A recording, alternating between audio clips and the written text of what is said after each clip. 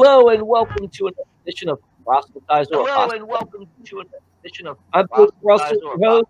I'm here with my co-host David Paulman. I'm- What's up, David? Russell, your host. Here with my co-host David Paulman. What's up, David? How's it going, Russell? All right, and over here on this All other right, side, and over here on this other side, Caleb Johnston, Caleb Johnston. and I'm here with the Mentionables. So over here to my this direction, the one and only, I'm Clinton Wilcox. right below Mr. Wilcox is someone whose computer's not working. I'm Pastor Mark Lambert. and next to Mark is the one and only. I'm next to Mark. Oh my gosh, give me some disinfectant. I want to practice social distancing right now. Yeah, I'm Nick Peters, and just so everyone knows, since there's a lot of controversy about this, I do affirm the virgin birth. We had no idea. Right. Now we got Dale. Yep, I'm Dale from Real Seeker Ministries, and I'm happy to be a part of the show, and I also affirm the virgin birth. I'm pleased to hear that you affirm the virgin birth, which I do affirm. Thank you, sir. Yes, I think we all affirm the virgin birth here, except for Paulman. Yeah, Pullman's the odd man. Yeah, that's true. Yeah, he is the odd man out. Yeah, Must Even be though why I he disappeared. yeah, he did disappear on us. I don't know what's going on with that guy. So yeah, guys, I pulled this together. I wanted to bring everybody on because, there's a lot of confusion about this time of the year, and it's not just the consumerism. I have friends that have abandoned celebrating Christmas and things like Easter because they say it's pagan. So I wanted to pull everybody together and just examine, is Christmas pagan? Let's look at the narratives. Let's just do all things Christmas. And I think we got an excellent cast here to do that. So I hope this is going to be informative. Welcome, guys. Thanks for being on. I really appreciate it. This is going to be a blast. Again, we're here with the Mentionables and Real Seekers Ministries, along with Proselytize or Apostatize, with my co-host being gone, who is a presuppositionalist. And I can say that because he's not here right now. So he's not here to defend himself. So we can get away with it as much as we want. Because it's true. Guys, like one of the things that really hit me here is a long time ago, I was in a very charismatic movement. It was a church that started off Pentecostal and then went to Word of Faith. So at one point, as a young Christian, I gave my pastor a Christmas gift. And it was a picture of Jesus sitting over on the Mount of Olives, looking over Jerusalem and stuff. It was a nice little picture. But he was like, I don't celebrate Christmas. And I was like, what do you mean? And he was like, well, it's very pagan. So I was like, what do you mean it's pagan? He's like, well, look at Jeremiah 10:1-5. And this talks about the Christmas tree. And I was like, really? So I read it. And of course, I was like, yeah, that sounds like the Christmas tree, right? Because he only showed me, a little bit of the verse. He didn't show me everything. So, and I didn't understand context back then. I was a brand new Christian. I didn't know how to read a 2,000 to 4,000 year old manuscript. I mean, give me a break, right? So he told me about the holidays being heavily influenced by paganism and stuff like that, and we shouldn't celebrate it and this and that. And I respect the guy, and I respect his opinion, but there's just something that didn't settle inside of me. It didn't feel right. So over the years, I kept looking into this and looking into this. I mean, for the first couple of years, I bought his theory, but over time, I looked into this, and I found out that, I don't think Christmas is that pagan. What do you guys think?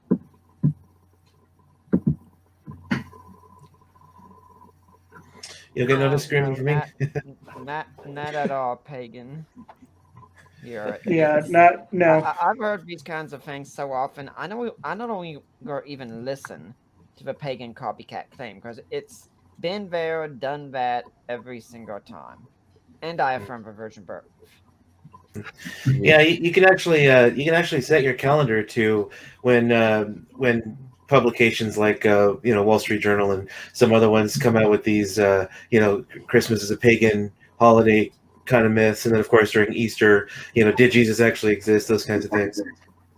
But yeah, Christmas is definitely not pagan, especially because the reason we celebrate Christmas is because we're celebrating the birth of Christ, and it's also something that's been celebrated by the church down through history. We have, the church has its own calendar, and the church year begins the first or second Sunday of December. I forget how that's calculated, but we start with the season of Advent, which moves then to the season of Christmas, which, we've all heard the song, The 12 Days of Christmas. It's actually based on the Christian calendar because there are 12 days from the first day of Christmas until the Sunday of Epiphany, which is the Sunday that they celebrate the wise men coming to view the Christ child.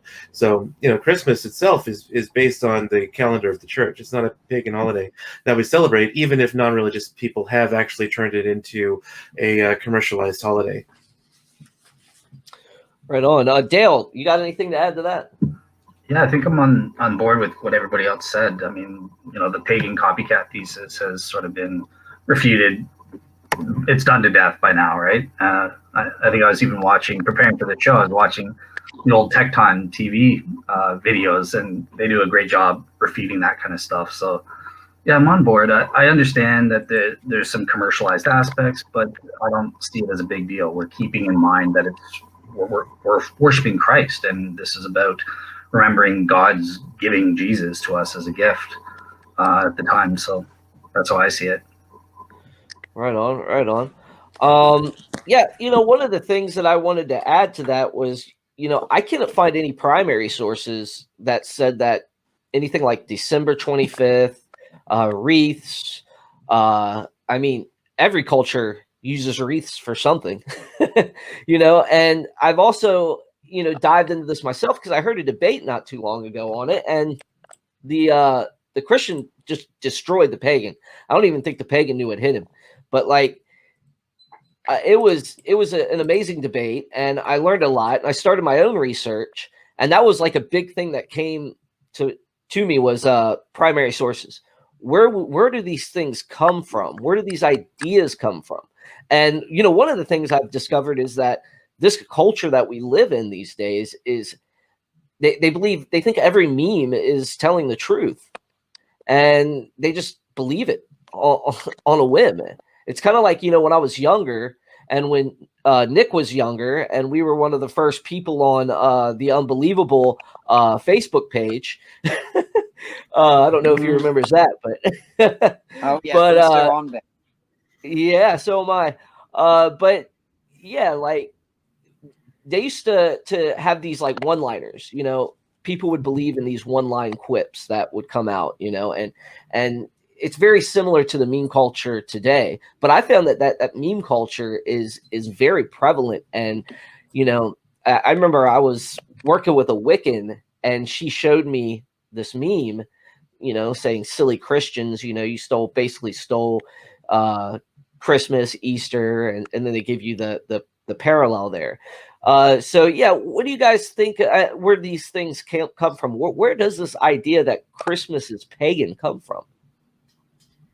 Well, some of it actually started back around the time of the Reformation, I understand, with an attempt to go after Catholics with some of their traditions, which really backfired. And then around the 19th century, a lot of this was pretty popular, kind of as a way to show, well, Christianity isn't really that unique. It isn't really that different and special. And that's where a lot of this, I think, comes from. And before I had the problems with Steele, I did hear Clinton saying something about how, you can predict the New York Times coming out with all these articles. Jesus didn't exist. Easter is pagan. Christmas is pagan. Y'all remember a while back when they had that article about Ramadan being pagan? I don't even know. Exactly. Right. Yeah, isn't it kind of funny that that an atheist will say that they won't believe anything unless there's evidence for it, but then they'll believe any wild, fanciful claim about Christianity that someone can come up with, no matter how far fetched it is. Yeah. Caleb, what do you got to say on this? Yeah, it doesn't take much these days with mass media the way it is for these ideas to get spread around and kind of hold sway over people. Kind of same thing you see with, all these ancient alien theories, put out by the History Channel. It's very much the same way. I mean, we talk on the show a lot about meme culture. We've been playing a meme game recently, just to look at some of these ideas. But what we're seeing with Christmas is the same kind of way. Nobody goes back and spends time resourcing this or researching this, and even some of the news sources, that put out these stories, they don't spend enough time to research it to actually go back to the primary sources, like you mentioned. Yeah, exactly. Dale, what do you got to say? Yeah, I think I agree with exactly what Caleb was saying. It boils down to a lot of intellectual laziness on the part of mythers and that sort of thing. Like, they don't want to take the effort to look into where these things originate from, or where these claims are coming from, that sort of thing. They just go with the flow. Oh, it's a nice superficial parallel, so let's just say, yeah, the Christians copied it, and not look into it or anything like that. Yeah, and before we get too into each specific here, because I do want to go through specifics, I want to come around to the apologetic side of this. Nick, he is constantly affirming the virgin birth, and which we all do affirm in this place here.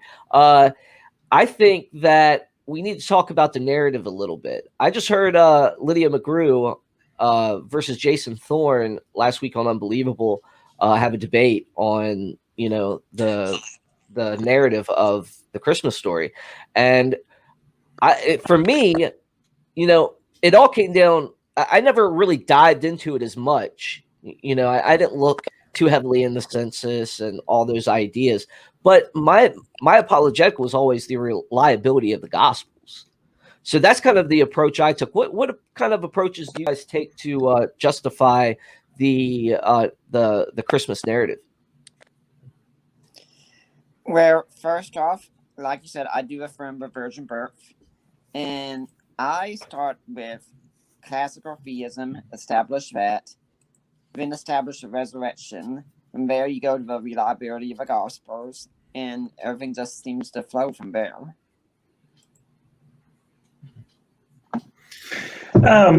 For me, as a pastor, as I try to approach apologetics more of a point of people who already believe, who are undergoing criticisms or attacks or maybe even doubts.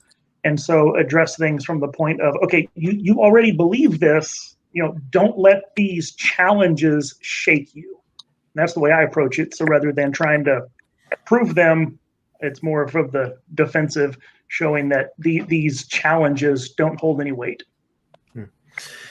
Yeah, I actually take a similar approach to Nick's, in that I do believe we can establish the historical reliability of the Gospels, but I think you have to establish God's existence, and I would establish that through classical theism. I think you should establish that before you try to argue the historical reliability of the Gospels, because until you can establish the possibility that miracles can happen, the atheist is always going to try to find some kind of alternative explanation. That even if you prove to them the historical reliability of the Gospels, because after all, even non-believing historians accept their historical reliability, they just think that there are alternative explanations to the empty tomb than that a man rose from the dead.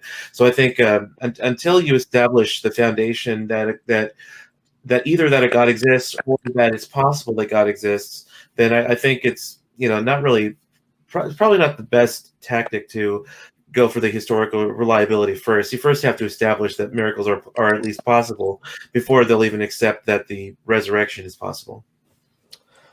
Right on. Paulman, you're not getting out of this, man. We've already called you a presuppositionalist and a Calvinist and a James White supporter. So you gotta speak here, my friend. Well, I mean, I wouldn't be on here if I was all those things, because I wouldn't be able to, be quiet and just listen to all that. I'd have to say something. So, So what is your approach, David? I think it's a good approach if you can establish that God exists first, because you have that in your kind of background knowledge so that you can bring that to the table when you build your resurrection case if you've already established that it's possible. I don't think that's strictly speaking necessary. I think the evidence for the reliability of the Gospels and the evidence for the resurrection is strong enough on its own to get you both the truth of Christianity and so of necessity the existence of God. You would just infer that as a necessary explanation for the resurrection. But yeah, I mean, it's better, it's easier if you can establish God's existence first. I would say I simply don't see that is necessary. Right on. Dale? Yeah, I think I agree with the last ones where like you do need to establish, God exists and the plausibility of miraculous actions and that sort of thing. Obviously, you can take people where they're at. So some people may already accept that. Great, you can go into the historical reliability angle. One thing that I guess I would add just quickly is it's possible that there are skeptics who will accept the possibility that God exists and the possibility of miracles and that sort of thing. They may even grant you that Christianity is true, but they'll say the virgin birth is not true and that sort of thing. And we've had people on the SNS boards that are like that and that. So I think with those type of people, I would try to establish that the Bible as a whole is sufficiently attached to the truth of Christianity. And that means that you have to take doctrines like the virgin birth and that sort of thing along with it. Yeah, I hear you, man. I agree. So I mean, let's get into specifics. I mean, why do you affirm the virgin birth, Nick? Well, the virgin birth, which I do affirm, again, I have strong reasons to hold God exists, namely the Thomistic arguments, and then based on a whole kind of minimal facts and possible faith, N.T. Wright kind of also look at the resurrection of Jesus. I find that to be extremely true. And then the Gospels, on the whole, appear very reliable to me. And so from that point on, I just look and say, well, the virgin birth, it also fits in perfectly with Christian theology. That point explains who Jesus is. It explains how he's God and man both. So at that point, it's said I can definitely say then that I affirm the virgin birth, which I do affirm. Right on, guys. Okay, so what do you guys got to say to the argument that this is just a parallel to the Caesar Augustus, that he has to be more popular? Jesus has to be better than Caesar Augustus, because there's a comet, and then he was miraculously born, and then you got John the Baptist too, who was also miraculously had a miracle in his birth narrative as well. Do you guys give any credence to that? And if not, why? I'm not sure I really the way that understand Jesus got the question. crucified was totally popular with the audience at the time. What's that? The way Jesus got crucified was totally popular with the audience at the time. I mean, that's how you win friends and influence people. You go out and present your people as crucified. That does it every time. Yeah. And the great Caesar, he was stabbed to death, right? That was Julius, yeah, right? He was stabbed to death, but crucifixion was shameful. Yes, it was. It was. Absolutely. Anybody else on this one? Well, I'm not sure I quite understand what the objection here is. Okay, so what are the things leveled against the whole birth narrative is that the authors of the Gospels are actually trying to make Jesus's birth better than other legendary births of famous people such as Caesar Augustus and so on. Yeah, I mean, I think it's. Oh, sorry, go ahead. I was just going to say, I guess I'm not sure what they mean by better.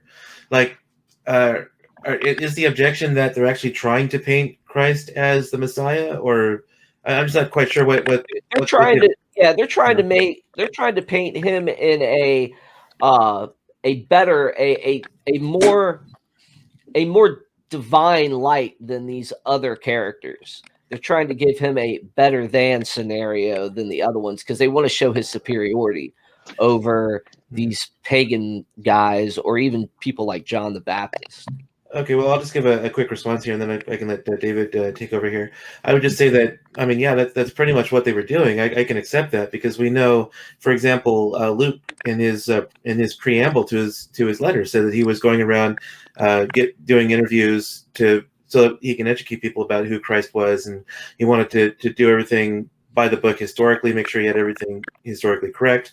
And of course, we know that Luke and Matthew both gave genealogies of Jesus because they were trying to show that Jesus had certain claims that would allow him to be seen as the Messiah.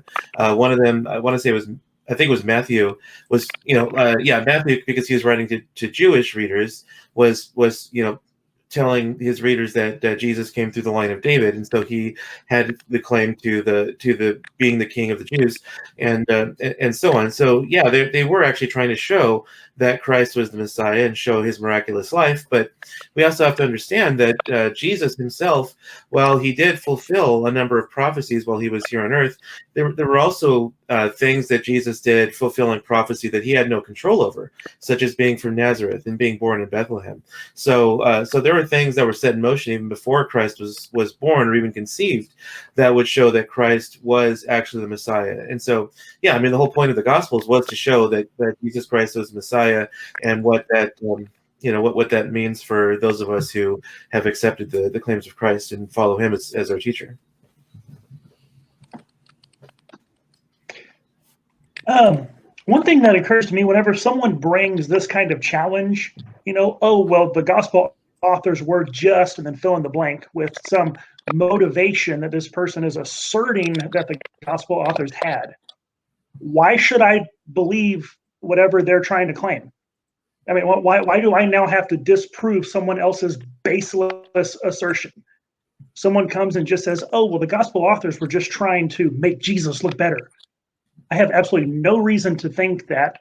Give me some, and then I can respond to it. Otherwise, as the late, great Christopher Hitchens said, anything that is asserted without evidence can be dismissed without evidence.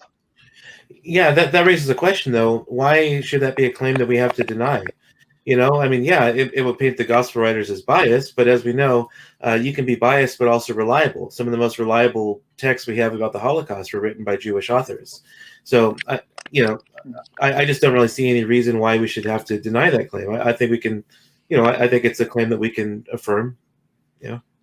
Yeah, and that's what I was going to say as well, is that anyone can come up with a theory. I can come up with theories, but it's not a question of who's got just a different theory. You actually have to supply evidence for that theory or show that the available evidence supports your theory better. And so until we have a reason to do that, then it seems that the way we would read it is a simpler hypothesis. Right on. Dale?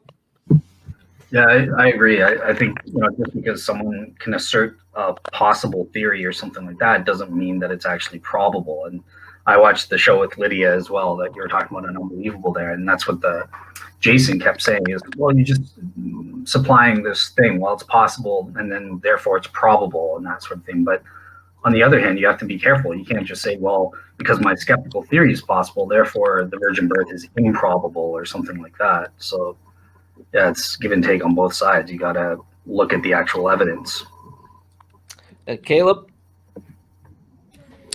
Yeah, with that, I really agree with what Clinton said. I mean, you take a writer like Luke, let's look at what we know about, the writer of this book, not only what they say, but the details that are historically credible that we're given in Luke and in Acts.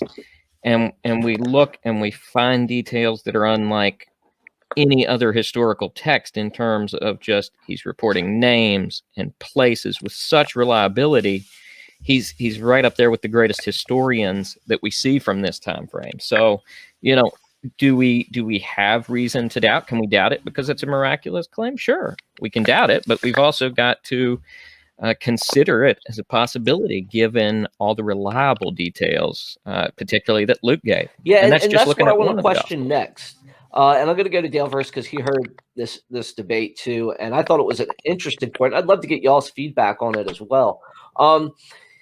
So Luke reports that after the temple, they go into they do their purification, and then they go straight to Nazareth, while Matthew tells us that they go to Egypt for 2 years. So is there a contradiction there? What's going on? Dale? Yeah, that's an interesting question. I'm not sure, actually. I know the answer. So I think, was that the one where Lydia herself just said, yeah, there could be an error there? Yeah, that's the one that she said that she could give discrepancy on that. Gotcha. Yeah, it's so that was when I was listening to that. That wasn't something that I had thought a lot about myself, but I don't necessarily think it's a contradiction. You can't just assert that. I think you would need to prove that there is a contradiction there. It could be, and it can't be harmonized in some way. So I'd actually be interested to hear what the others have to say on that, because it's not something that I have a ready answer for. I actually addressed this. We went through alleged contradictions with my church last couple of weeks. If you look, Matthew, is the more Jewish gospel, and so he has Jesus going to Egypt and the coming out of Egypt and all of that. It would really resonate with a Jewish audience. And that's who he's writing to, whereas Luke is not a Jew, and he's writing a more generalized gospel, isn't going to speak. So this kind of almost gets to an argument from silence. Just because Luke doesn't mention that they went to Egypt doesn't mean that they didn't go to Egypt. It's just not something he included, because that's not an issue that's going to be catching with his audience, whereas Matthew, writing to a Jewish audience, that's an aspect of Jesus' life that's really going to resonate with them. Yeah, historical apologetics isn't really my specialty.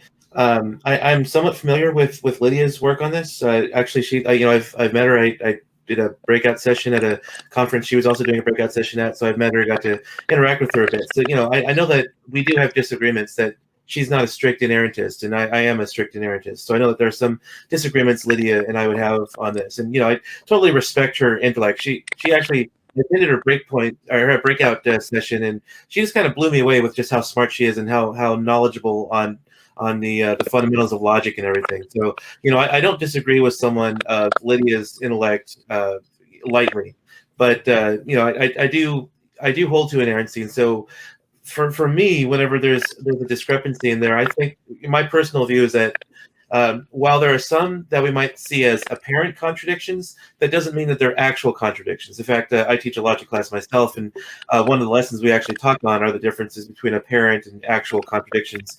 And so just because something appears a contradiction on the surface doesn't mean it actually is a contradiction. And so I think that every apparent contradiction we see in the Gospels can be harmonized. For example, if one Gospel writer doesn't mention it, it doesn't mean that it didn't happen, because we could, taking all four of the Gospels together, we can create a more cohesive picture of the life and ministry of Christ than just taking one Gospel by itself.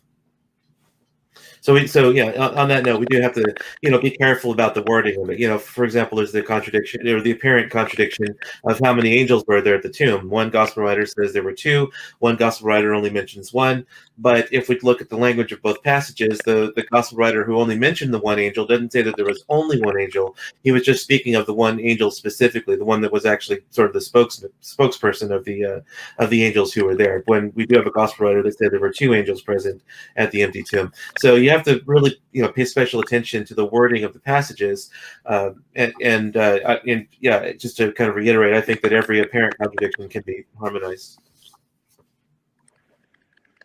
So basically, they commit the same fallacy as the Calvinists. When Jesus said he died for his sheep, they take it to mean he only died for his sheep. So when the atheist sees that there was an angel, right, it means there was only that. So you have to be, you have to pay close attention to what the wording actually says. Now, of course, there's also the added wrinkle in that the Gospels were originally written in Greek, not in English. So we're kind of also relying on the translators to have translated the passages, in the spirit of how they were intended also. But yeah, unless there's a pressing reason to go back to the Greek and use the Greek to illuminate what it says in the English, I think we can trust that the translators translated the passages well enough. And so we just have to pay special attention and not,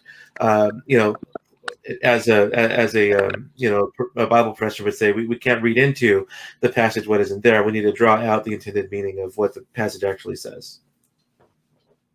I have to say it quick. I'm very surprised at what David Paulman just said about Calvinism. He's able to make such a self-deprecating statement like that in a broadcast. That's very good on his part. So to go to mission, David, you're getting somewhere. Yep. Right. I've never been known to criticize Calvinism before, so that's this is new territory for me, Nick. Yeah, I was hoping you'd wear your Donald Trump mask on. First step towards recovery. Right on. And there's also Caleb. Do you have any thoughts on this? I didn't hear from you yet. So, in general, over Christmas issues, I'm largely dealing with Jehovah's Witnesses on these kind of things. So this isn't one that comes up a lot. But if it came up in discussion with a skeptic, my question's going to be, so what? We throw out both accounts because there's a difference here? No. Let's look at them both. Let's look at them independently. Let's set it aside as if it is an error. But does that mean we write off everything else that's written here? And I don't think we can. It's just not a reasonable thing to do. So, I would just ask, so what? I mean, does this bring into the whole idea of sources as well? I mean, Matthew's obviously reporting from what he's gathered, and Luke's actually reporting from what he's gathered. And, maybe Luke didn't have access to the information that Jesus went down to Egypt for 2 years. I don't even think Luke may have not even been familiar with the same prophecy that Matthew was referring to. There is one more thing when it comes to the narratives that I did want to discuss, and I don't want to be the only one directing questions, but you guys are more than welcome to direct questions as well. So I did try to get a little bit of a discussion started with Mark there when I asked him that question earlier, but he didn't take the bait. He didn't take the bait. Right on. The only other thing that I wanted to bring up, and I can't even remember it now because I just had a brain fart. So That's what that smell was. Yes, it was. Actually, it was David's presuppositionless fart that confused me. Yes, I believe in the academic literature. Yeah, I believe in the academic literature they refer to it as cranial flatulence. Hey, did that book I recommended to you help you out any? One about working with people that you want to throat jab over and over? Oh yeah, it helped me, especially when we were examining a matter of faith. Oh yeah, that was fun. But so I mean, I think the narratives can be summed up as being reliable. I think that as for myself, I think that like I said, if the rest of the gospel is reliable, if the stories can be trusted, then I think we got a good case there. Does anybody else want to speak to anything else on the narratives? If we look at the account of Hannibal going to attack Rome, especially when you get crossing the Alps, we have two accounts that are totally contradictory entirely. No one doubts that Hannibal did this. At least no one I know of doubts that he did this. We just don't know how. So one of the mistakes so many skeptics make is that, they point to say the accounts of how did Judas die? And say, well, if we can't know that, how can we trust anything in the Gospels? Try applying that to anywhere else in ancient history and see how well you do. Anyone else? I guess I'll And I have ask. virgin birth. Yeah, I guess I'll just ask a question because I'll be interested to hear from these guys. But one of the thing about this Egypt thing, so in terms of the sources, so I've heard, some people say for Luke, the source was Mary and Jesus' family and that sort of thing. And for Matthew, it could have been descendants of the wise men or something like that. I'm just sort of wondering if Jesus' family was the source or a source for Luke and the virgin birth and that sort of thing, the narrative, wouldn't we expect some mention of going down to Egypt? Like, why wouldn't that come up or that sort of thing in Luke then? Why does it need to? I think that's also the argument from silence that they're talking about there. There's a lot of things that people don't mention, when they're given a narrative or given a story. There's a lot of stuff that they just don't consider. Gotcha. Okay, cool. Yeah, I mean, at least that's my take. Yeah. Well, and that whole thing about not mentioning something. I'm trying to remember the example. Who was the historian that was writing about the Mount Vesuvius and completely left out a town that got destroyed, despite the fact that they even personally had relatives in that town. Yeah, Pliny. But they didn't mention it in their writings. It was an off-the-cuff remark. Or am I getting that wrong? It was an off-the-cuff remark in a discussion between Pliny the Younger and Tacitus. It wasn't even writing a history of them. That's how we know about it. It isn't until Cassius Dio writes about Herculaneum being destroyed that we find a specific historical reference to that. So yeah, all you've got here is an argument from silence, and arguments from silence are notoriously weak. One thing we have to remember is in the ancient world, so many people say, well, geez, if a gospel message was so important, why didn't anyone write it down? And to us, that makes sense because every one of us, except for perhaps David Parman, can read. In the ancient world, that wasn't so. In the ancient world, oral tradition was the best way to get a message out. It was free. It was reliable. So I could remember a whole lot more information. We can still do this today. I mean, if I go and tell you all a good joke that you really like, odds are you might not remember what I said word for word, but you remember it enough to go out and tell someone else about it. So in the ancient world, then you have two choices on how you can get your message out. You can use oral tradition, which is instant, free, and reliable, and can reach everyone who can hear it, or you can write it down, which is expensive, timely, and can only reach people who can read or those who have access to people who can read and they can hear it from. Which one are you going to choose? I hear you. Well, and like I mentioned before, and as we all know, the different authors have their audience in mind. They have their points that they're trying to get across, and it could just be that for whatever reason, it wasn't something that Luke felt needed to be included. It makes perfect sense. So, perfect. Thank Yeah. And David, I just want to say I'm really glad you're here because it's taking the heat off of me having Nick on the program here. It gives him another target to focus on. Right on. I just wanted to say, Nick, what did I ever do to you, man? I was going to say, you guys, Oh, nothing. Just somehow you present yourself to me as a target, and I quite enjoy it. And I affirm the virgin birth. Well, I think it's actually a rite of passage in apologetics to get the heat from Nick. So, congratulations. Yeah. Right on. So, okay, so I mean, if you guys got anything else on the birth narrative, that would be great. I mean, feel free. Well, if I haven't said it, I do affirm the virgin birth. Yeah, I wonder if Nick affirms the virgin birth. Do you mean like if you want to present some more possible objections to it? Yeah, Okay. or evidence, objections, anything that can equip our audiences. Sure. One that I occasionally hear is in the Old Testament. Of course, we have the prophecy of the virgin birth, which I believe is from Isaiah.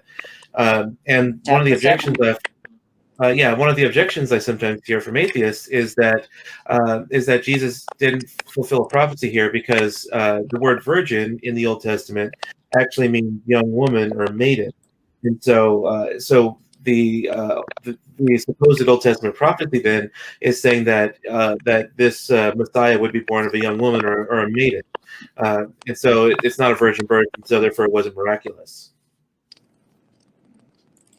Well, the Hebrew word used in Isaiah 7 is Alma, which there was a specific word that could refer to a virgin. I think that's Betula there in this case. But Alma works just fine because at the time Isaiah is talking about a young woman who's present with them and saying, this woman, see, the situation was King Ahaz was being asked to join a coalition of nations to defend themselves against Assyria. And God saying, don't do it. And he says, here's how you can, here's my sign to you about this. That virgin there, that woman, she is going to have a child. And before that child is, oh, no, right, wrong, this whole thing is going to be falling apart. And that was a prophecy. That was quite likely Isaiah's wife, or future wife, and who did get pregnant and had the child Mahashala Hashbaz. And that was a sign to King Ahaz that you don't need to go along with this. And I affirm a virgin birth. Right. A lot of people like to give... Another thing, I'm sorry. I was just going to say, a lot of people like to give their kids biblical names, and I figure my firstborn son, I'm going to name Maher Shalal Hashbaz. Yeah, well, one thing I was going to mention. Wrong name. When Matthew does quote this passage, though, he uses the word prophenos, which definitely refers to a virgin, and I from a virgin birth. Yeah, that's what I was going to mention is that, the gospel authors oftentimes, over and over, it seems like they're quoting from the Septuagint. And whenever the Septuagint, the word it uses for the Isaiah passage is definitely for virgin, not just the young lady. Mm-hmm. Yeah. Yeah, and I think a point that I always like to bring up too is that this is supposed to be a sign of the Messiah. How is just being born of a young maiden supposed to be a miraculous sign?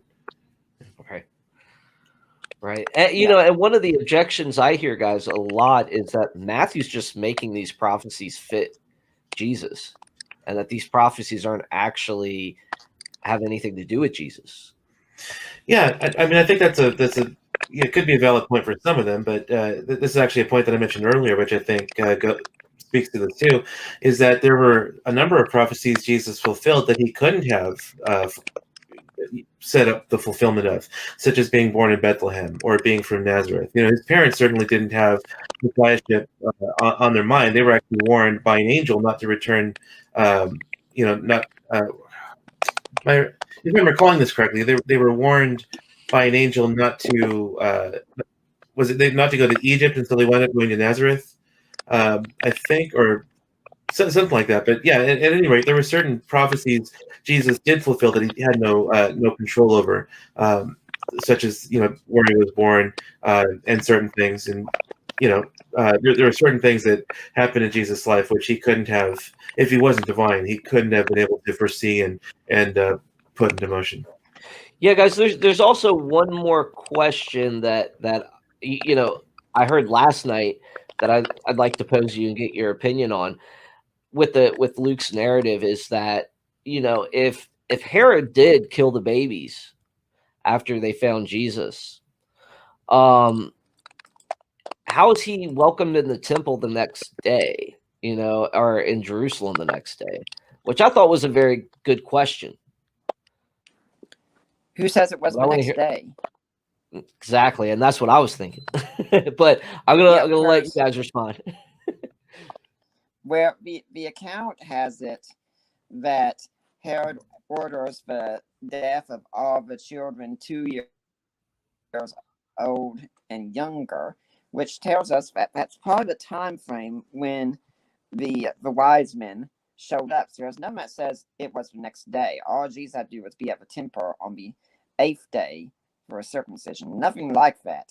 And judging by the time it could have taken that long to get there, I mean, we don't have the specific details on the time, but I think you're reading too much into Matthew to say that this happened the next day. And I remember virgin birth. I would agree, yeah. Dale, you got anything on that? Yeah, no, I actually agree. That was going to be my answer to that one as well.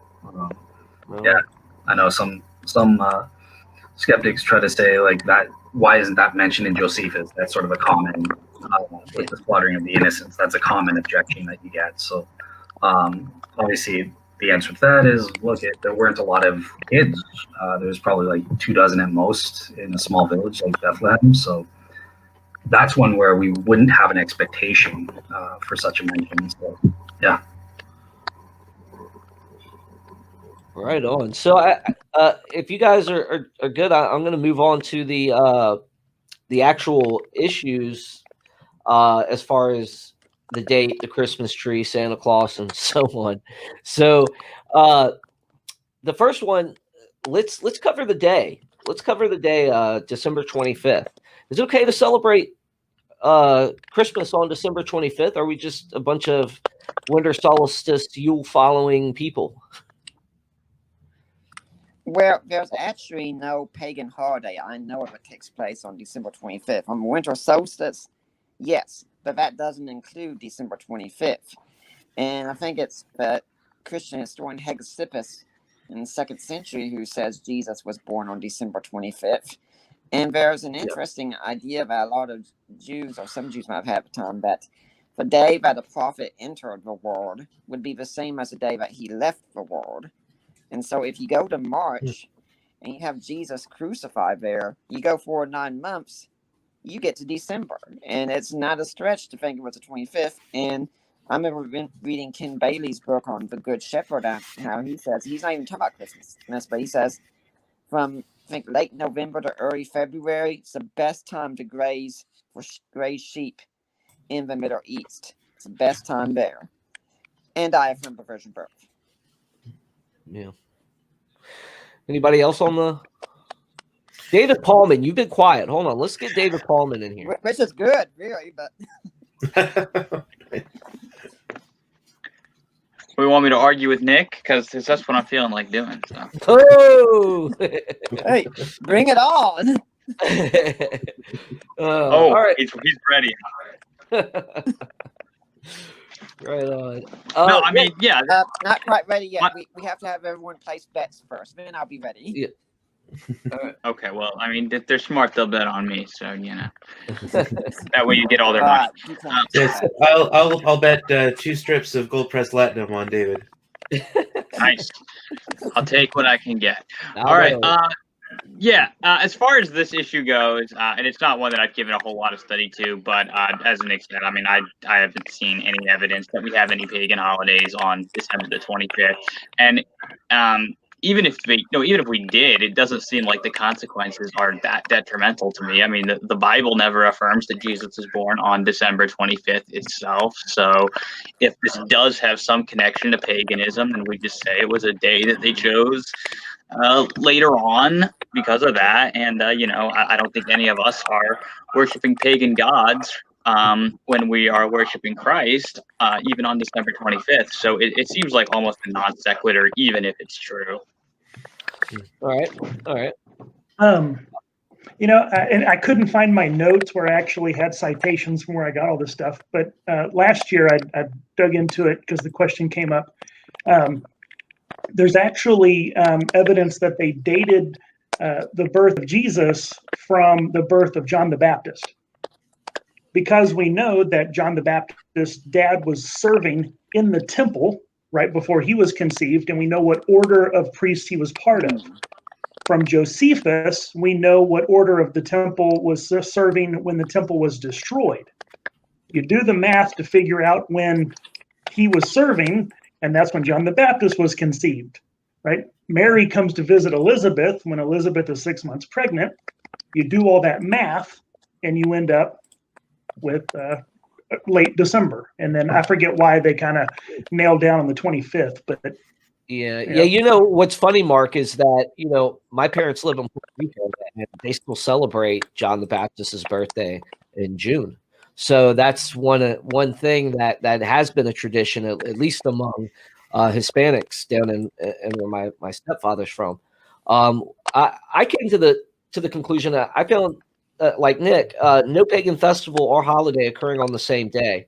Matter of fact, what I did find was Christians having a long-held tradition of the 25th, which is wild because we can actually trace this stuff. Christians can trace that stuff. Pagans can't. And this is what I found in my research that was so compelling, was that they're all over the place. We can actually trace back Hippolytus of Rome in his commentary on Daniel back in 204 AD, which he says, for the first advent of our Lord in the flesh, when he was born in Bethlehem 8 days before Calends of January. I think I said that right. Calends, yeah. December 25th, the fourth day of the week, Wednesday, while Augustus was in his 42nd year, 2 or 3 BC.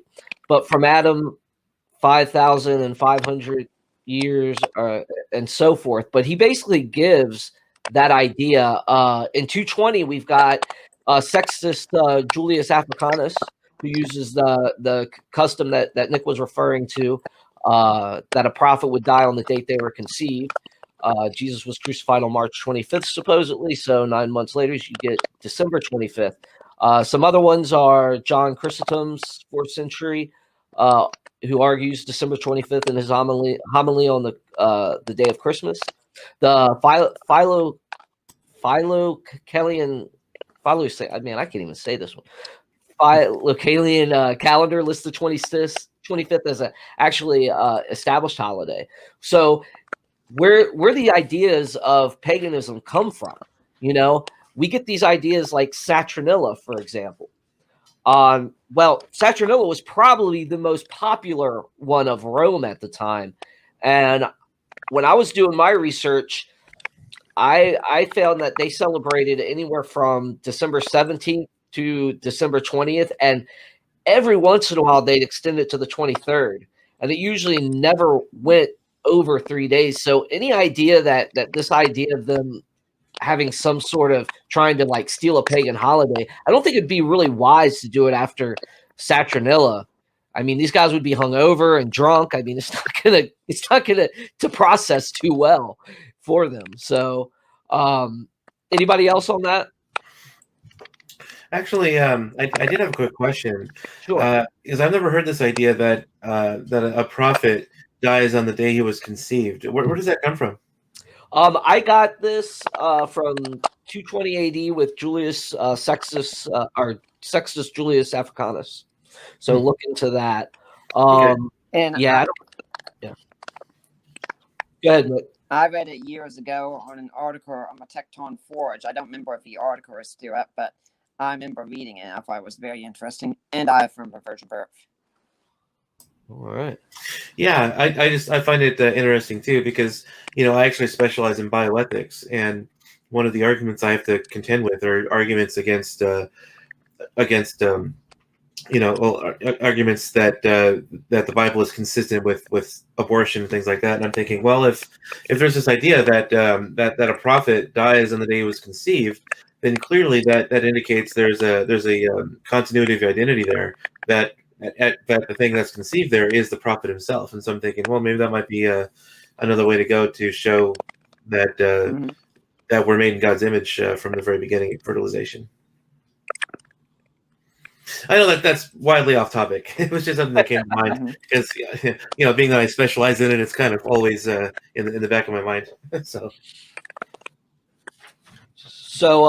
anybody else? I think there's one other objection that shows up.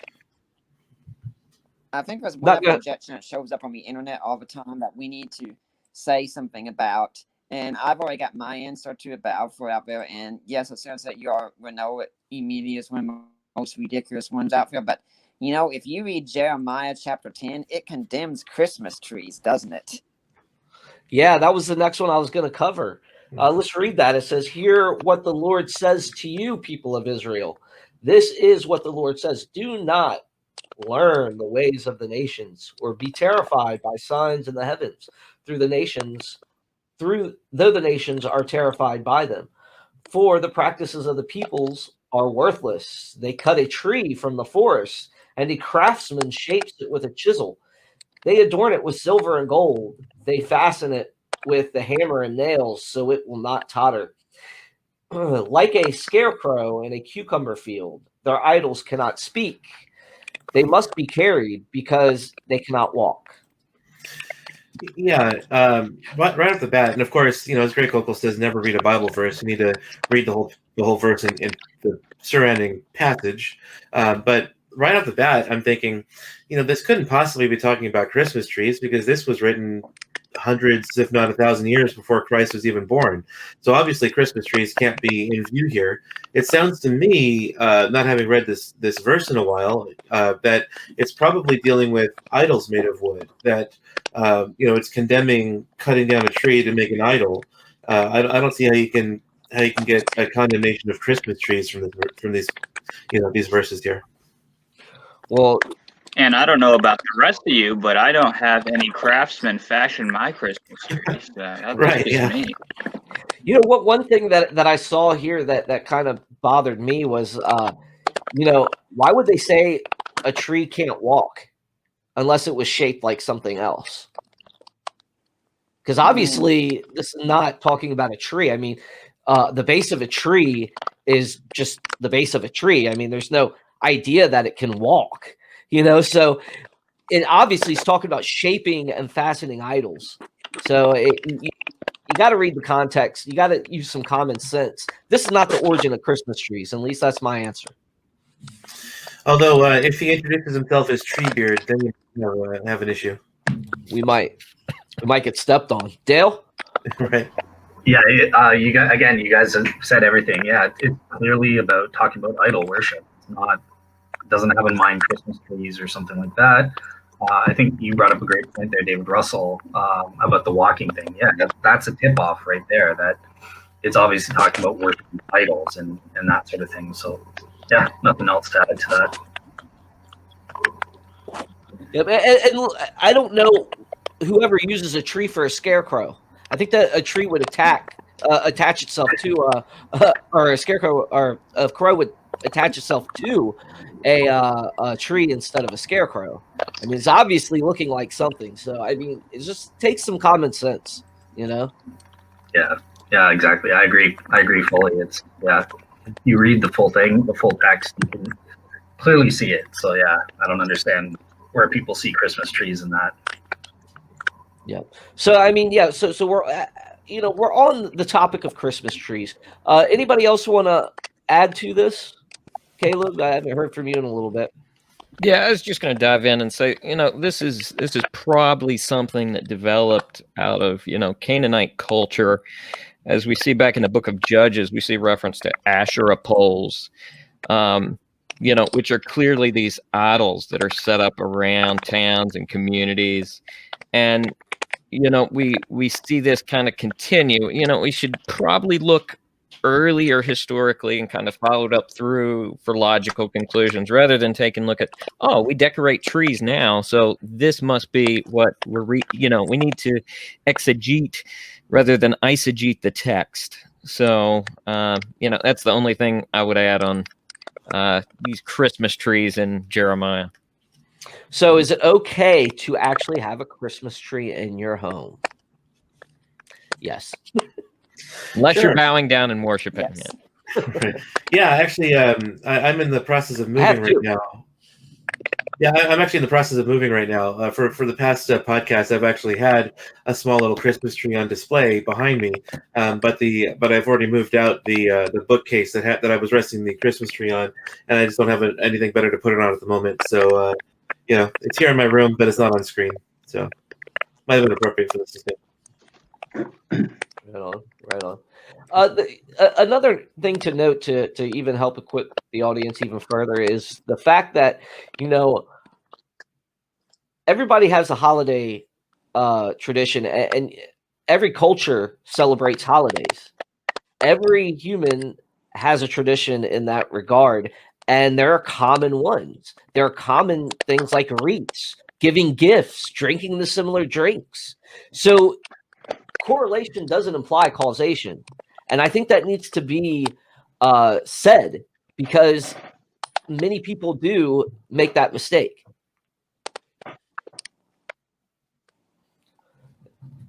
Anybody else on that?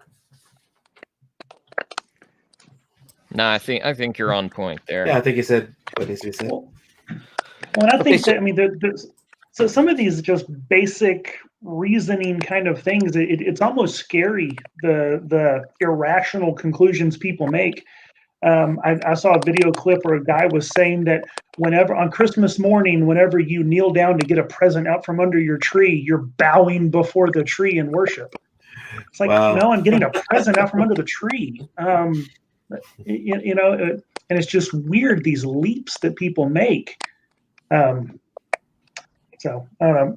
Besides the history of the Christmas tree goes to much more than, you know, presents and Bible verses about, you know, cutting things down.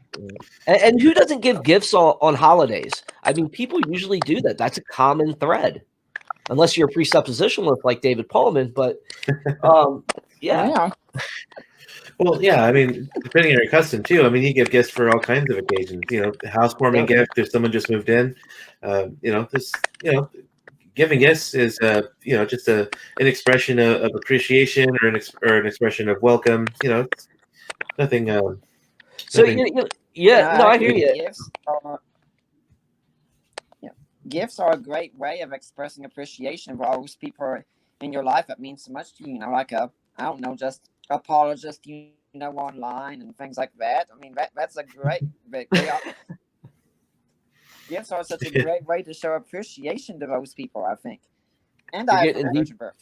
Hey, you're getting in deeper waters there, Nick. But yeah, so again, this comes down to due diligence, right? So these people aren't looking into the history. Okay, there is a history to the Christmas tree. Christians are to me one of the best in keeping their history intact. I even looked into pagan ideas about this and what they had to say about it. And one thing, this guy, he calls himself Spring Wolf, but he's actually a PhD in pagan history, you know, in ancient history and pagan history, or whatever that his degree field is. I don't think I wrote the exact degree he had, but he was a historian, and he said, you know, there's no primary document that the Christmas tree is pagan. None. He said, matter of fact, he says you can't find anything out about it like it being pagan until you get to the 19th and 20th centuries. He said likely people in the North pagans and so forth would have used an evergreen tree to keep out the cold. They wouldn't have cut it down and put it in their house. So that was a very interesting point that he brought up. And then I looked into the Britannica, which also records this. It says the modern Christmas tree, though originated in Western Germany, the main prop of a popular medieval play about Adam and Eve was a paradise tree, a fir tree hung with apples that represented the Garden of Eden. The Germans set up a paradise tree in their homes on December 24th, the religious feast day of Adam and Eve. They hung wafers on it, symbolizing the Eucharist host, the Christian sign of redemption. In a later tradition, the wafers were replaced by cookies of various shapes. Candles, symbolic of Christ as the light of the world, were often added. In the same room was the Christmas pyramid, a triangular construction of wood that had shelves to hold Christmas figurines and was decorated with evergreens, candles, and a star. By the 16th century, the Christmas pyramid and the paradise tree had merged to become the Christmas tree. It simply takes picking up an encyclopedia, folks. Don't believe every meme you read. Yeah, and I think it's also worth mentioning that that people need to be careful not to make a guilt by association fallacy.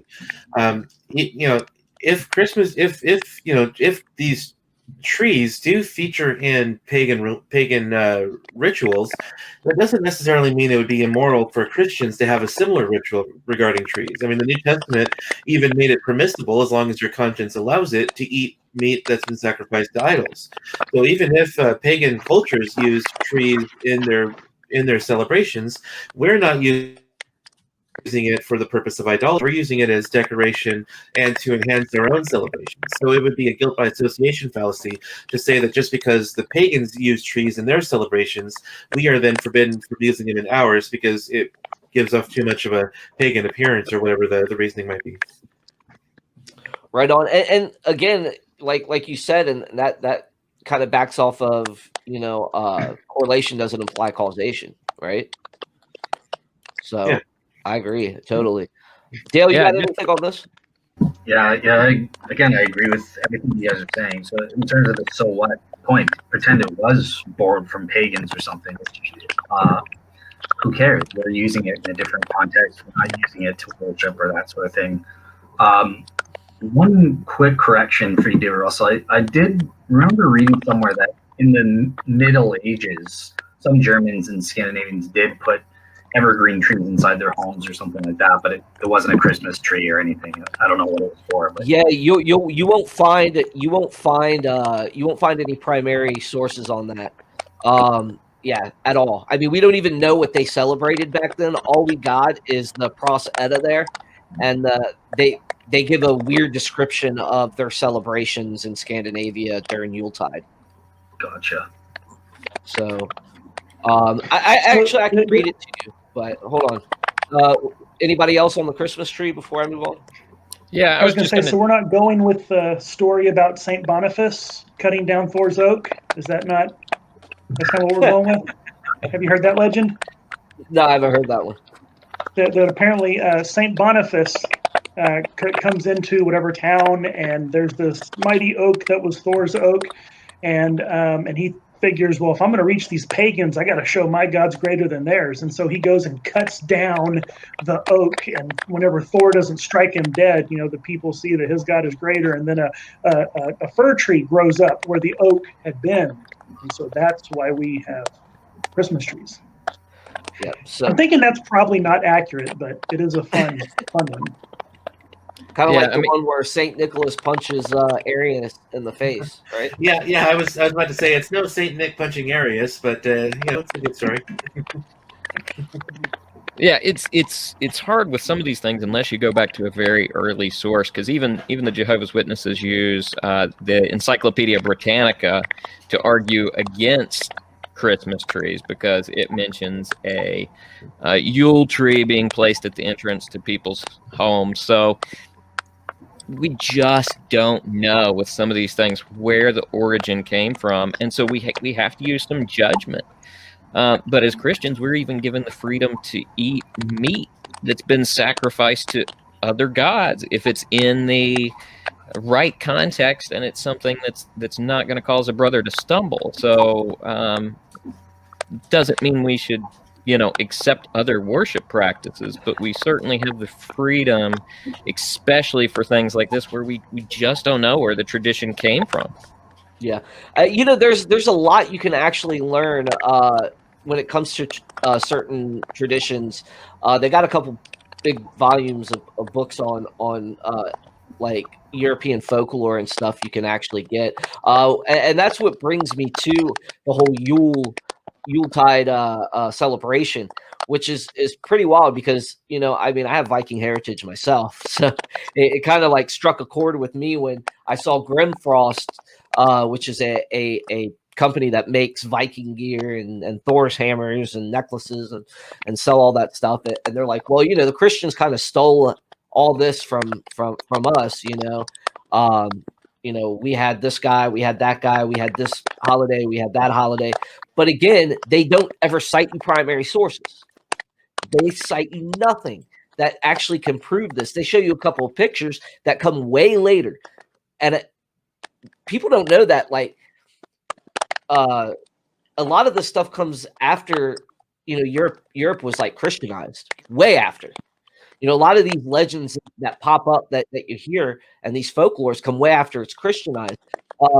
the only thing that we got as a primary source for how pagans celebrated Yule is we the 21st of December to the January 6th is kind of how long they celebrated. Sometimes they'd extend it into February, but according to the Norse Proselytize, which was written in 840 CE, it describes their Yule sacrifices their Yule. There's a sacrifice celebration as this. It says it was ancient custom that when sacrifice was to be made, all farmers were to come to the heathen temple and bring along with them the food they needed while the feast lasted. At this feast, all were to take part of the drinking of ale.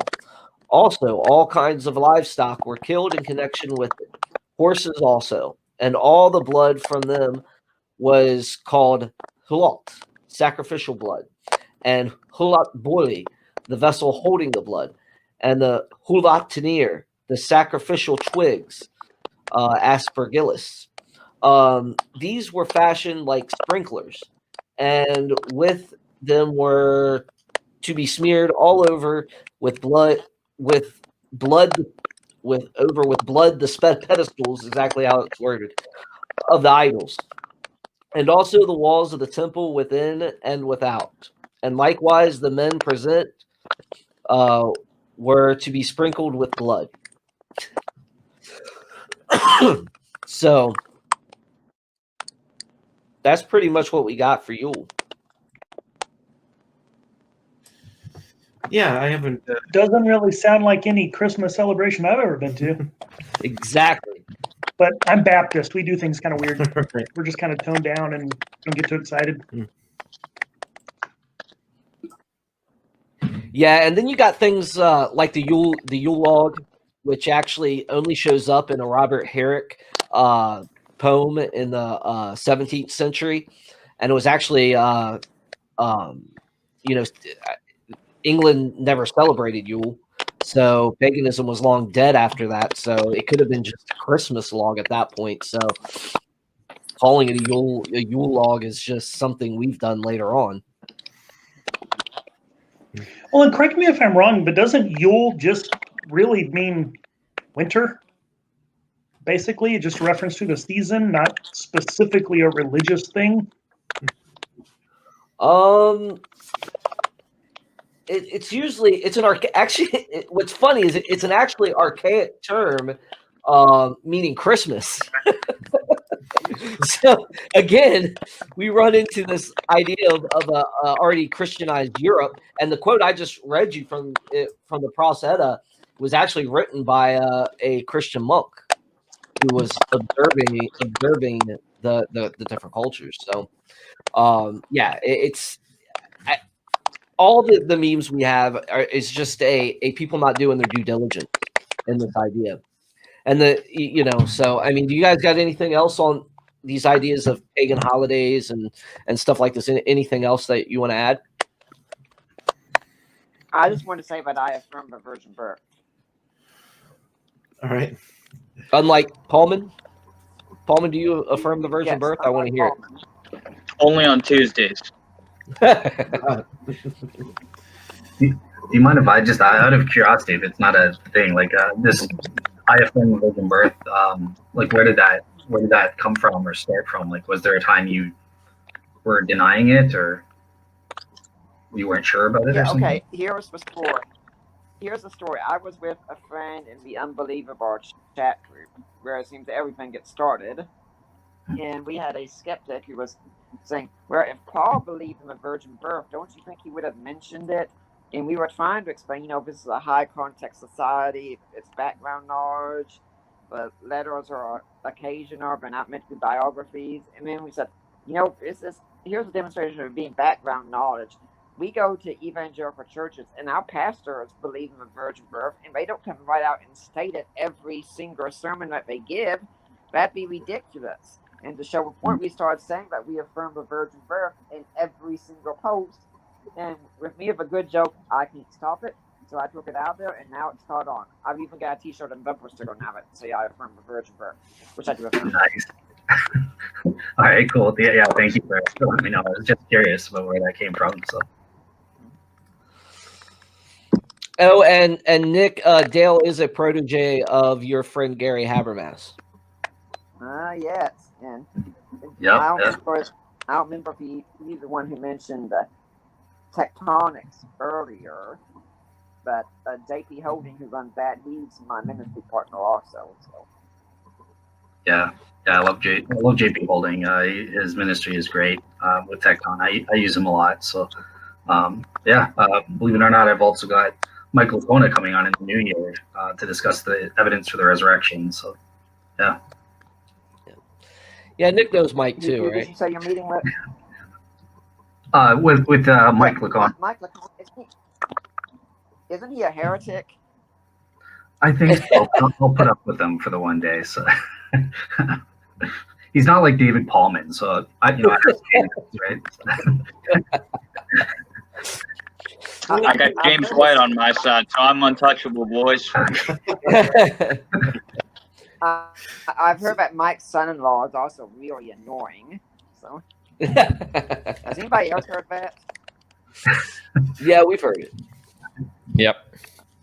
Yeah, we heard it. We heard it in the show, I think. Yeah. Right on. Well, guys, let's move on to one last area that I have to cover.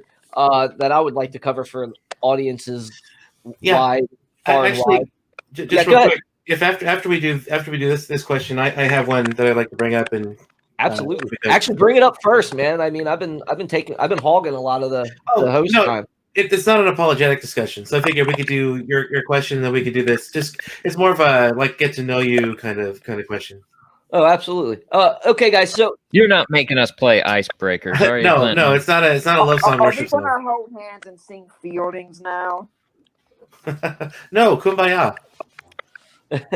Oh, right on. Okay, but don't okay, guys. So do the harmony because he's horrible at that. But I didn't know he could actually play the guitar. You should check that out on Facebook. So fellow musician. Yeah. At least in that video he was. Oh, okay. So let's talk Saint Nick. So we mentioned him punching Arius earlier. Anybody got anything they want to say on Nicholas and Myra? I'm glad I will clarify that because I was wondering, you talk about Saint Nick while I'm here.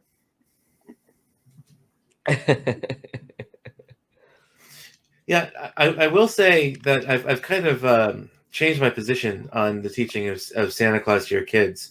I used to be, we should not teach Santa to our kids because parents are lying to their kids, and it might make things more difficult if you try to teach your kids about God after you've already revealed that you've lied to them about Santa. But after reading an essay by G.K. Chesterton on why he still believes in Santa Claus, kind of changed my way of thinking on that, and studying, the less, less. I don't want to say academic because this is academic too, but like the less, I guess the less intellectual apologetic pursuits and the more like artistic ones, the philosophy of art and music and things like that. I've come to realize that there's an apologetic there regarding like storytelling and things like that. That there's a whole apologetic you can build based around art and music and storytelling, that kind of thing. And so I started to realize that after reading this essay by Chesterton, that teaching Santa to your kids and doing the whole Santa Claus thing with them, it's not necessarily, it shouldn't become a stumbling block for teaching your kids about God later on, because what it's actually doing is it's helping to foster their imagination. Because when we hear about Saint Nick and we kind of overemphasize Nicholas's properties because he's a human being, but we do believe in a real being which encompasses what we think of as Saint Nick, and that of course being God. And so even as adults, Chesterton was quite open about still believing in Saint Nick, but the the person behind Saint Nick changed as he got older and started to know more about the world. And I thought that was kind of a unique way of looking at things, and so it kind of changed my position on the teaching of Saint Nick to your kids.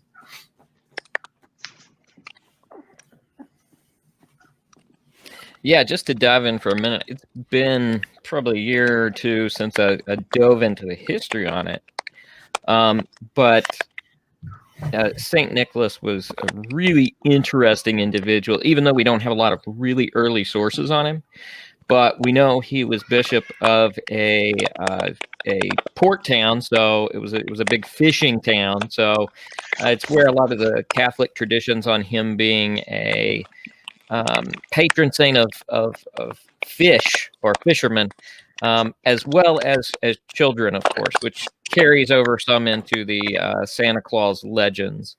But we know he was bishop in this town. We know he did a good bit of time in prison for being a bishop before Christianity was legal. We know that he was out at the Council of Nicaea because of the records. Those are what we have from the earliest records. After that, a few hundred years later, we start to see some of these more legendary tales move in. That he had this probably, I can't remember when this was based, but I know that he had inherited a large sum of money from his parents, apparently. And he was very generous and giving with this. And, we get a lot of the legendary stories from there. Some of them are really interesting, that he put money in these stockings, if you will, that were hung out, or he tossed things in the windows. A guy was going to have to sell his daughter into prostitution, and he pays the whole bride price for her and saved her life. Then you get even more outlandish ones about children being pickled by evil people, and Saint Nick saving them and putting them back together. So, it gets kind of crazy as legend moves on. But again, none of this really relates, aside from a few correlations, to modern day Santa Claus. Yeah. Anybody else on Santa? All right, well, I'll start. The Santa Claus that you were mentioning there, Caleb, it's really interesting because when I was doing my research on him, he actually was also a patron saint to sailors, prisoners, bakers, pawnbrokers, shopkeepers, and wolves, along with what you said. So, but after the Reformation, his popularity was still remained with the Dutch. And so the Dutch, they came over here, and they had actually celebrated a feast day on December 6th. That was the day he died. That tradition held that he died. So they gave a feast that day, and they brought that over to America. And that's where Santa Claus really changed. Back before the American Revolution in 1773, Dutch immigrants celebrated the Feast of St. Nicholas in December. This was long held that was the day that he died. In 1804, John Pintard of the New York Historical Society was the first person that we can trace back that distributed actual wooden cutlets of St. Nick. The appearance strayed a lot from the Catholic look and featured him as more of a Dutchman. So this is where you get the look from. It's not a pagan look. It's not this Joel Lapuki, this idea that Odin is somehow the look for Saint Nick. It comes from the idea that he was a Dutchman, and as time goes on, Santa Claus evolves. And there's more pictures that come of him.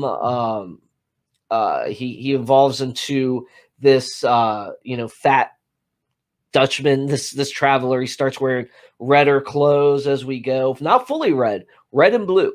In the Civil War, one of the first pictures ever painted, and I got some of these pictures here, is Santa Claus giving out gifts to soldiers, right? But there's one other one that the night before Christmas, which was originally called, it was a poem originally called "A Visit from Saint Nick." These are where the legend really developed and why in America we celebrate Santa Claus as we do, and it spread worldwide. So that's what I got on that. 1950s came around, and so Coca-Cola made him into the red suited man that we have today. I would say when I was listening to this and I heard you say Santa Claus evolves, I had a picture of the screen saying, "What? Santa Claus is evolving?" And then the Pokemon evolution music playing. Right on. Well, guys, anybody else on these legends and Santa Claus here? Dale, you got anything, bud? I guess the only thing to add, so obviously I agree with you in terms of them evolving and that sort of thing. I think brown and green coats as well back in the 1800s, that sort of thing.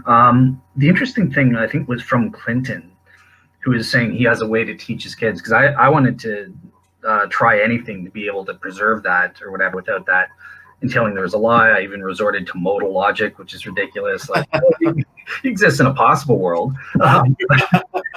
Right. I am all for that tactic, using logic to justify your views. Awesome. But I appreciated your take about looking at it from a philosophy of art standpoint. There might be something there. Yeah, like I said, G.K. Chesterton was the one who kind of changed my thinking on this. I'm not 100%. I don't have any kids of my own. I do have nieces, and they did the whole Santa Claus thing. My original thought was, I'll teach them about Santa, and I'll say that other kids, do this Santa Claus thing, so don't ruin that for them, even though we're not teaching it to you. But yeah, after reading that essay by Chesterton, really kind of changed my thinking on that. So look, I don't remember what the essay was called, but I'd recommend maybe looking that up, seeing if Chesterton has some insights for you that you might be able to take from. Awesome. Yeah, thank you. Yeah, you're welcome. Right on. Well, guys, that's pretty much everything that I wanted to cover on this podcast. I know, Clinton, you said you had something else you wanted to talk about, so yeah, go for it, my friend. Okay, not really talk about. Just I was just kind of curious. I thought I'd pose the question of what are all of yours favorite Christmas songs? They can be traditional or it can be more modern, whatever furnishes your house. Oh, Holy Night. I happen to have three at least that I prefer, and I'm very traditional. I go for classics: 12 Pains of Christmas, The Night Santa Went Crazy, and Christmas at Ground Zero. All right, I'm familiar with two of those. Yeah, for me, it's Oh Holy Night, song with David Russell, and also Carol of the Bells. Carol of the Bells is good, but Hark the Herald Angels Sing is better. Touche, Mr. Ballman. Yeah, I'm gonna go with Mr. Paulman on this as well, because I definitely prefer that one, and Hark the Herald Angels Sing, and particularly Bad Religion's version is actually really, really good. Ideally, Bad Religion has the best version of a religious Christmas song. That's the irony of it. Right on. And Mark, I don't think we've heard you yet. Is Mark frozen? Mark is frozen. Looks like he's frozen. Oh, so No then we're gonna assign one to him. we're gonna assign You're a Mean One, Mr. Grinch. Oh, I was thinking maybe Santa Baby. Oh, there you go. Oh, he moved. Let's see if he. That'd work. He said he was having audio issues earlier. Yeah. Come on, Mark. We're all rooting for you. Yeah, we'll stick with giving him the Grinch. All right. Yeah. As for me, I agree with David Russell. Oh Holy Night is probably my favorite Christmas hymn. What Child Is This coming in a fairly close second. Yeah. Mary Did You Know is pretty good too. I do like that as a Oh, yeah. modern song. So, yeah. Mm-hmm. Yeah, I'm not Have too you crazy about modern Christmas heard songs. Vader? I'm Did you not. know? What's that? Have you ever heard Vader? Did you know? No, I haven't heard that. No, I haven't heard that one. I've heard about 20 different versions of Mary Did You Know though.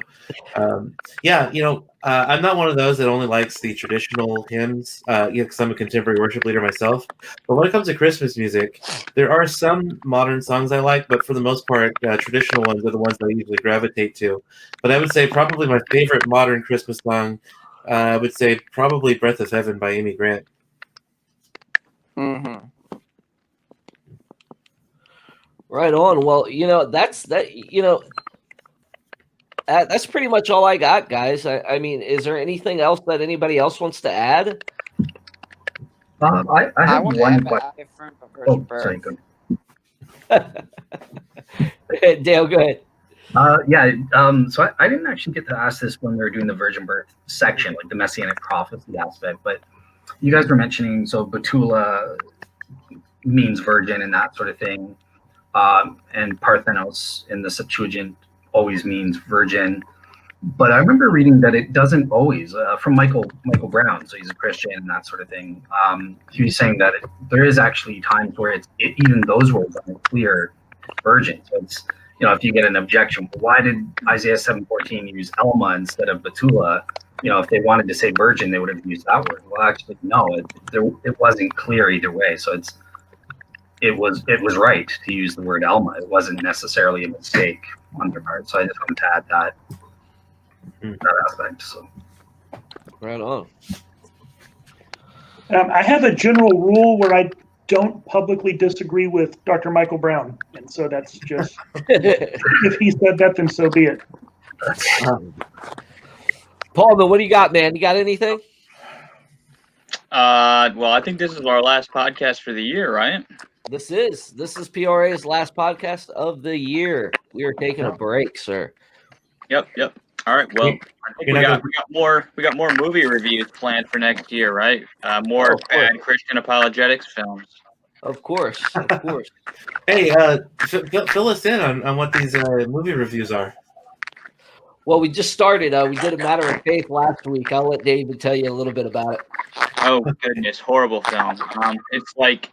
It's how not to be a young Earth creationist. I mean, yeah, it's just basically the biggest problem with the film is that it didn't understand the theory of evolution, but wanted to criticize it. And I'm a skeptic of the theory of evolution, but not for the reasons that this film presented. It was bad. Yeah. Have any of you heard of a band called Apologetics? And they have like a capital X instead of a CS at the end. Yeah, they're one of my favorite bands, and for the most part, they're good on apologetics. But when they try to tackle evolution through one of their songs, it's always kind of embarrassing. So, hey man, yes. Bone Diggers is a classic. Yeah. Bone Digger. It's a guilty pleasure of mine. But they did a parody of one of my all-time favorite classic rock songs, "Money for Nothing" by Dire Straits, and turned it into "Monkeys for Uncles." Oh and I love Dire Straits. I love "Money for Nothing," but it's like I can't listen to their version of it without cringing. So. Yeah, what's funny is like we used to, I structured PRA. Me and my original co-host, we structured PRA as a debate show, and we were trying to really structure it kind of like Unbelievable, and we actually got a hold of Justin Brierly and had him come on and actually give us some pointers. But when we got David on, David took over for Titus, and I was like, dude, we need to do more shows, and let's mix it up a bit. Let's get some critiques in there. And then David was like, hey, let's do some movie reviews and some other type of critiques and videos and stuff. So that's where we started PRA Raw. So that's that's just us getting together and having fun. And you guys are welcome to come on anytime and critique it with us. Oh yeah, I'd love to do that. Yeah, that sounds like fun. We did a few movie reviews this past year too. Oh, that's true. We did. Yeah, we did more mainstream movies though, not really bad faith-based films. Yes. David has this wonderful thing where he was able just to grab clips from his from this movie and send them to me, and we just put them up and did it. So maybe next Christmas we should review Die Hard together. Yeah. Yeah. All things Christmas Part 2, Die Hard. the Die Hard movie. Right on. Okay, so I've just got to get this out there. Being set during Christmas is a necessary condition, not a sufficient condition of being a Christmas film. Sorry, Die Hard fans. All right, guys. Well, Caleb, you want to close us out, bro? Sure. Yeah. We always wrap up by giving everybody a chance to say where to find them for content. So we will just start with you and work our way around kind of clockwise here. Yeah, so you can find me personally on Facebook at the Virginia Apologetics Union. Also that on WordPress. You could also find me on PORA, Proselytize or Apostatize, and Skeptics and Seekers. All right.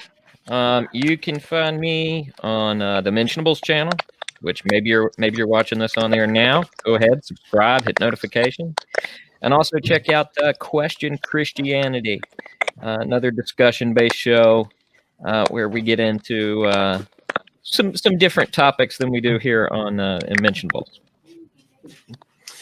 You can find me on Facebook and MeWe. You just search for my name. You can find me on Twitter at Clinton_Wilcox. You can find me on Parler at Pro-Life Philosophy, all one word.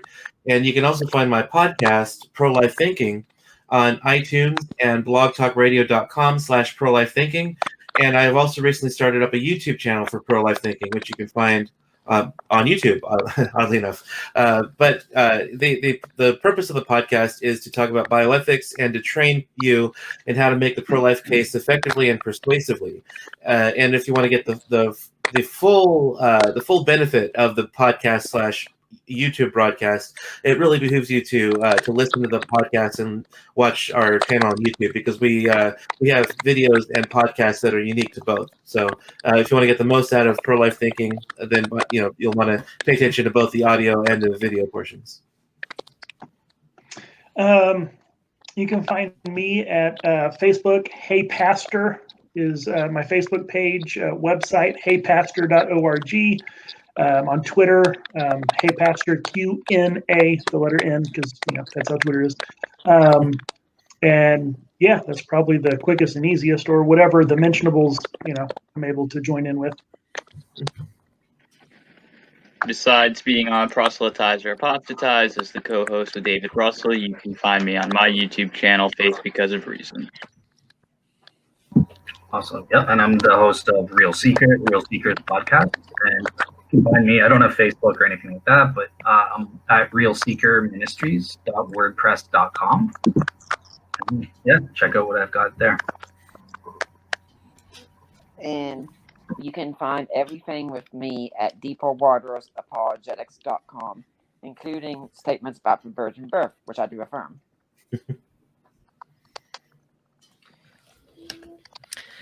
All right. Well, I don't know about you guys. I've certainly enjoyed it. It's been a good time. We'll have to do stuff like this more often. Yeah, definitely. Absolutely. But here's Christmas to you guys. Yeah, Merry Christmas to you. What? Yeah, I just wanted to say it was great speaking to you guys. I learned a lot listening to you. So yeah, thanks for having me on. It was great fun. Yeah. All right. All right. I think that's about all, folks.